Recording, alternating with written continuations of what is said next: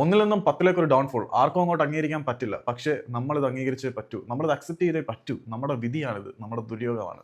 ഈ Marco cinema action മൂവീസിന്റെ കാര്യത്തിൽ മലയാളം ഇൻഡസ്ട്രിയിൽ ഒരു ബെഞ്ച് മാർക്ക് സെറ്റ് ചെയ്തു എന്ന് പറയുന്നത് പോലെ ഇവാൻ ബുക്കോമാനോവിച്ച് എന്ന പരിശീലകൻ ഈ ക്ലബ്ബിൽ ഒരു ബെഞ്ച് മാർക്ക് സെറ്റ് ചെയ്തിട്ടുണ്ട്. അത് അത്ര വേഗത്തിൽ ആർക്കും വന്ന് മറികടക്കാൻ പറ്റില്ല. കാരണം അത്രമാത്രം അത് സിമെന്റ് സെറ്റഡ് ആണ്, കോൺക്രീറ്റ്ലി റോക്ക്ഡ് ആണ് എന്നൊക്കെ പറയണം. അത്രമാത്രം ഉറപ്പുള്ള ഒരു ബെഞ്ച് മാർക്കാണ് ഇവാനാഷൻ സ്ഥാപിച്ചിരിക്കുന്നത്. കഴിഞ്ഞ സീസണിൽ ഇവാൻ ബുക്കോമാനോവിച്ചിന്റെ പ്രകടനം മോശമാണ് എന്ന് പലതരത്തിലുള്ള വിമർശനങ്ങൾ ഉണ്ടായിരുന്നു. ആ മനുഷ്യന് കിട്ടിയ സ്കോഡ് അപര്യാപ്തമായിരുന്നു എന്നുള്ള യാഥാർത്ഥ്യം മനസ്സിലാക്കാതെ കുറെ വേട്ടനായ്ക്കൾ അയാളെ കടിച്ച് കീറാൻ തുനിഞ്ഞിരുന്നു. അവരുടെ വിളറി പിടിപ്പിക്കുന്ന കുരകളുടെ ശബ്ദമൊക്കെല്ലാം ഇപ്പം അടങ്ങിയിട്ടുണ്ട് എന്നുള്ളത് മറ്റൊരു വൈപരീത്യം.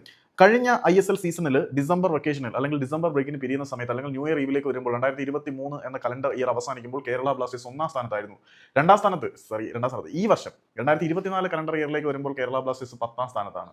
അതാണ് ഒന്നിൽ നിന്നും 10ലേക്കാണ് നമ്മുടെ ഡൗൺഫോൾ. കഴിഞ്ഞ സീസണിൽ 12 മത്സരങ്ങളിൽ നിന്ന് കേരള ബ്ലാസ്റ്റേഴ്സ് ഒന്നാം സ്ഥാനത്ത് എത്തി നിന്നായിരുന്നു ഡിസംബർ ബ്രേക്കിൽ പിരിയുന്നത്. 12 മത്സരങ്ങളിൽ നിന്നും 26 പോയിന്റ് ബ്ലാസ്റ്റേഴ്സ് കളക്ട് ചെയ്ത് ഒന്നാം സ്ഥാനത്ത് നിന്നിരുന്നു. ഈ 2024 സീസൺ അല്ലെങ്കിൽ 2024-25 സീസണിലേക്ക് വരുമ്പോൾ ഒന്നാം സ്ഥാനത്ത് നിൽക്കുന്നത് മോഹൻ ബഗാൻ സൂപ്പർ ജയൻസ് ആണ്. 12 മത്സരങ്ങളിൽ നിന്നും അവർക്കും 26 പോയിന്റ്. കഴിഞ്ഞ സീസണിൽ ഇവാൻ ബുക്കോമാനോവിച്ച് കേരള ബ്ലാസ്റ്റേഴ്സിന് നേടിക്കൊടുത്ത അതേ പോയിന്റ് ആണ് ഇപ്പം മോഹൻ ബഗാൻ സൂപ്പർ ജയൻസ് സ്വന്തമാക്കിയിരിക്കുന്നത്.